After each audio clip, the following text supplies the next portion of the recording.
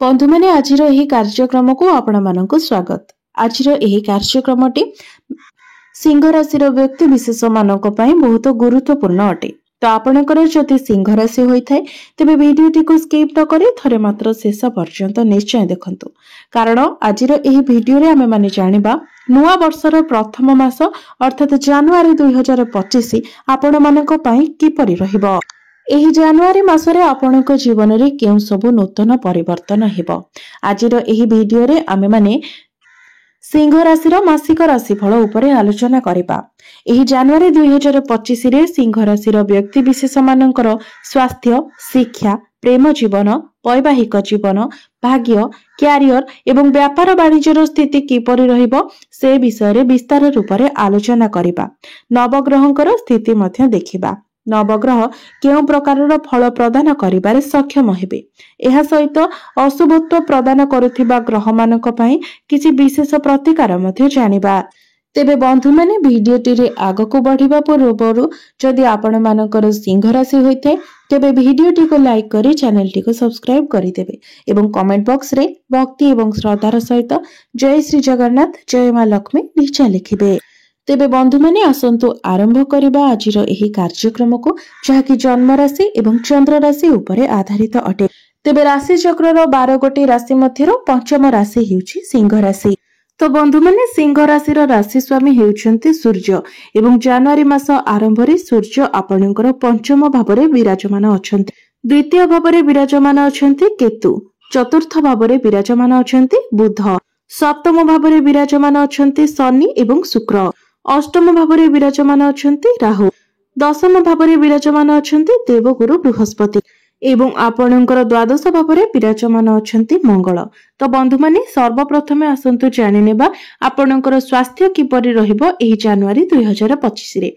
तो बंधु माने कुंडलीर प्रथम भावटी होइथाय आपणकर स्वास्थ्यर भाव, इम्युनिटी सिस्टम रो भाव एवं आपणकर प्रथम भावर अधिपति हेउछन्ति सूर्य, जे कि आपणकर पंचम भावरे विराजमान अछन्ति। मात्र 14 जनवरी को सूर्य आपणकर षष्ठ भाव को चलन करिवे, कारण 14 जनवरी को सूर्य मकर राशि रे प्रवेश करिवे एवं सेही दिनटी आमे मकर संक्रांति भावरे पालन करिथाउ।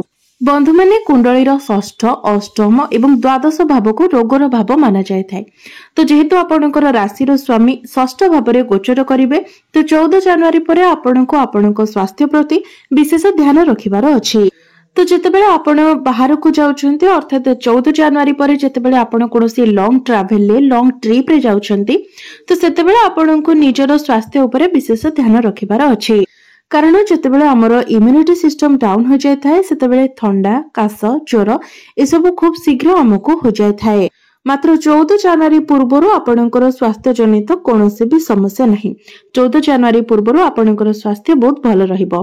केवल 14 जनवरी परे आपणको निजर स्वास्थ्य प्रति ध्यान रखिबार अछि एवं विशेष करी सेतेबेले जेतेबेले आपण लॉन्ग ट्रैवल जाउछन्ती। एबे आसंतु जानिबा आपणकर शिक्षा क्षेत्र किपरि रहिबो एही जनवरी 2025 रे। विद्यार्थी मानक पई किपरि रहिबो एही जनवरी मासटी। तो बंधु माने कुंडलीर पंचम भावटी होइथाय शिक्षार भाव। तो आपणकर पंचम भावर अधिपति हेउछन्ति देवगुरु बृहस्पति, जे कि आपणकर दशम भावरे केंद्र रे विराजमान अछन्ति एवं आपणकर चतुर्थ भाव उपरे गुरुंकर दृष्टि पडुछि। एहा सहित गुरुंकर दृष्टि आपणकर द्वितीय भाव उपरे मध्य रहुछि। तो एही मासरे आपणकर पाठ पढ़ार स्थिति बहुत ही भल रहिबो, कारण सूर्य मध्य 14 जनवरी पर्यंत आपणकर पंचम भावरे रहुछन्ति। तो सूर्य जेहेतु पंचम भावरे रहुछन्ति तो आपणकर माइंड बहुत शार्प रहिबो, आपण बहुत ब्रिलियंट भावरे पाठ पढ़िबे। एही मासरे जदि आपणकर कोनोसी एग्जाम अछि, कोनोसी गवर्नमेंट एग्जाम अछि, तो आपणक पई ताहा बहुत ही भल रहिबो। सेतिरे निश्चित भावरे आपणको बहुत भल फल मिलिबो। विशेष करी 14 जनवरी पूर्वरु आपणक पई समय बहुत ही अनुकूल रहिबो। 14 जनवरी परे भी आपणक पई समय भल रहिबो। सूर्य षष्ठ भावरे भल माना जाय थांती, केवल से आपणकर इम्युनिटी सिस्टम उपरे खराब प्रभाव पड़िबो, नचेत अन्य सब क्षेत्र रे आपणको भल फल मिलिबो। तेबे गुरु जेहेतु आपणकर शत्रु राशि रे विराजमान अछन्ती, तेणु आपण अन्य काहा कथारे पड़ी कोनोसी डिसिजन नियंतु नाही किंबा आखि बुझी कहार कथा को आपण विश्वास करंतु नाही। आपणको निजको जहा ठीक लागुची आपण सेही हिसाब रे कार्य करंतु। अन्य काहा कथारे पड़ी आपण लक्ष्यच्युत होंतु नाही। एबे आसंतु जानिबा आपणकर प्रेम जीवन किपरि रहिबो एही जनवरी 2025 रे।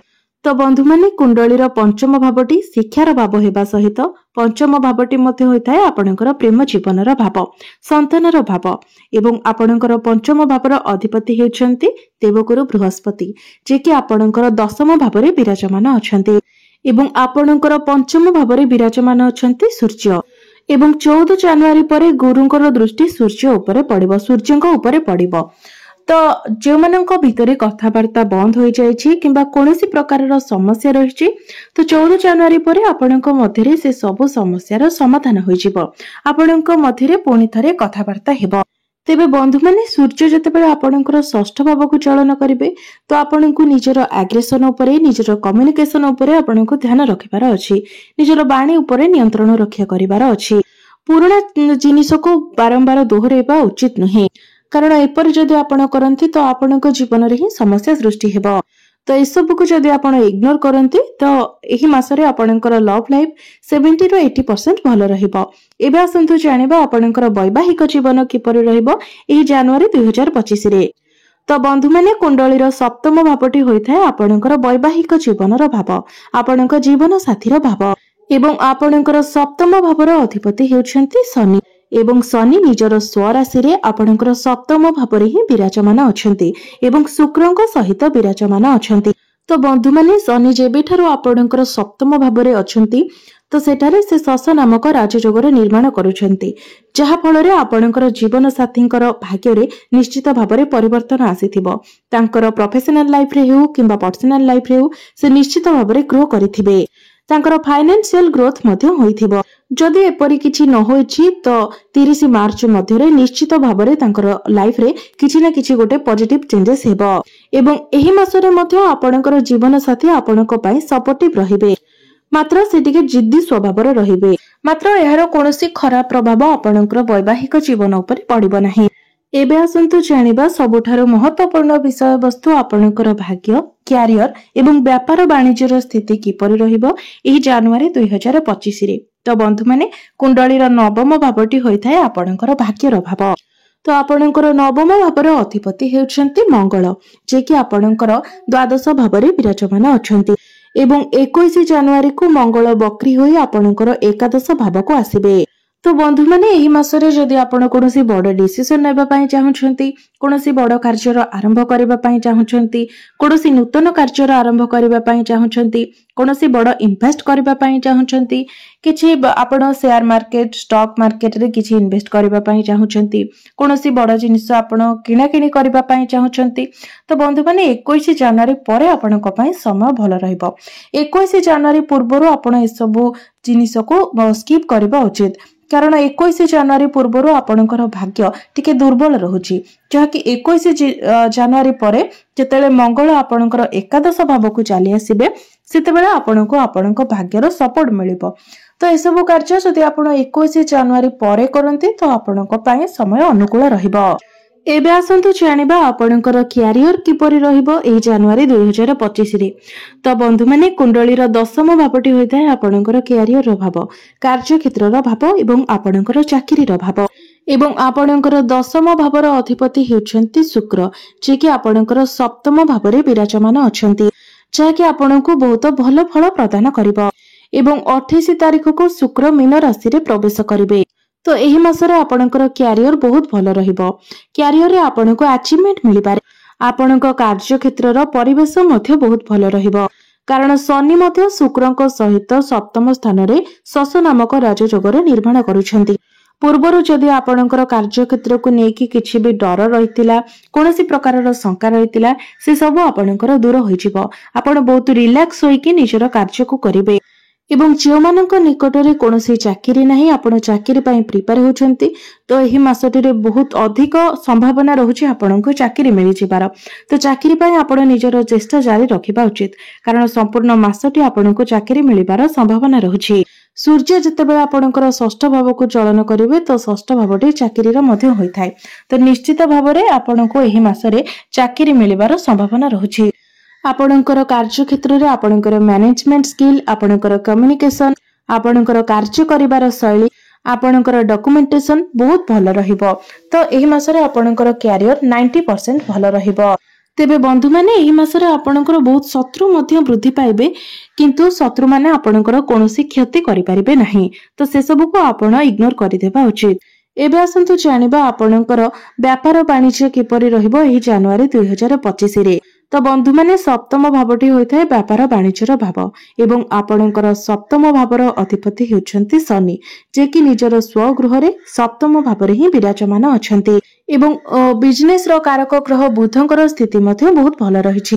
तो एही मासरे आपण निजर बिजनेस को आगो को बढ़ाइबा को भाबी पारंती। आपण बिजनेस को नै किछि प्लानिंग करि पारंती एवं आपणक मनरे जदि बिजनेस को नै किछि आइडिया रहिछि तो आपण ताको कार्य रे मध्ये परिणत करिबा उचित, कारण ताहा आपणक पई लाभ प्रदान करिवो। कारण आपणकर व्यापार वाणिज्य सह जड़ित प्रत्येक ग्रहंकर स्थिति बहुत भल रहुछि। तो आपणकर बिजनेस मध्ये एही मासरे बहुत भल रहिबो। एबे आसंतु जानि नेबा किछि विशेष प्रतिकार विषय रे, जे प्रतिकार गुडिक करिबा द्वारा आपणकु अधिक शुभत्व प्राप्ति हेबा सहित एही मासरे आसुथिबा अशुभत्व गुडिक मध्ये खंडन होई पारिबो। तेबे सेथिपाई प्रत्येक दिन आपण सूर्यंकर बीज मंत्रर जप करंतु, 108 थर जप करंतु। प्रत्येक दिन उदित सूर्य को आपण तंबा पात्र रे जलार्घ्य अर्पण करंतु एवं प्रत्येक दिन आपण हनुमान चालीसार मध्ये पाठ करंतु एवं प्रत्येक दिन किछि नले सप्ताहर सोमवार दिन आपण देवदेव महादेवंकर पूजा अर्चना करंतु। आपणको अधिक शुभ फल प्राप्ति हेबो। तेबे बंधु माने आपणकर जीवन मंगलमय हेउ, एहा ही ईश्वरंक निकटरे मोर प्रार्थना।